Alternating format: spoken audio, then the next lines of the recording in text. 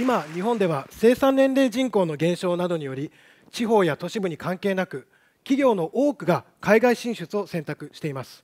一部の調査によりますと、日本企業の8割以上が今、海外事業を強化したいと考えています。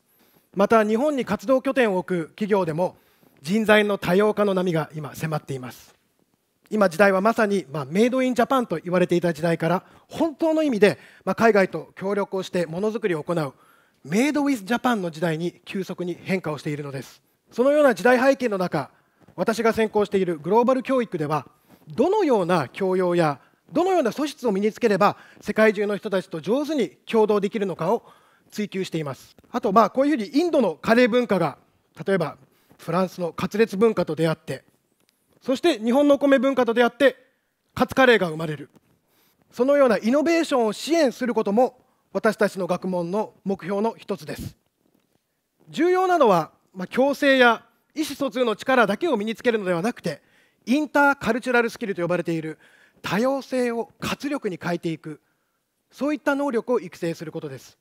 でそのためには、世界の幅広い、例えば経済の知識などといった、知的資本や文化の差異に対する理解などといった心理的資本、そして、英語とか異文化コミュニケーション能力といった社会的資本、この3つの能力を育成していくことが重要です。でそれは時に学問の壁を乗り越えて育成していくものです。今、至るところでグローバル人材とかグローバル人材育成という言葉を皆さん耳にしますよね。これらが目指すのはまさにこういった力を持った人材育成であり、そのための教育手法や成果の評価などを行うのが学問としてのグローバル教育学です。また、東北でのグローバル教育にはもちろんそういった人材育成といった目標もあるんですが、同時に震災復興、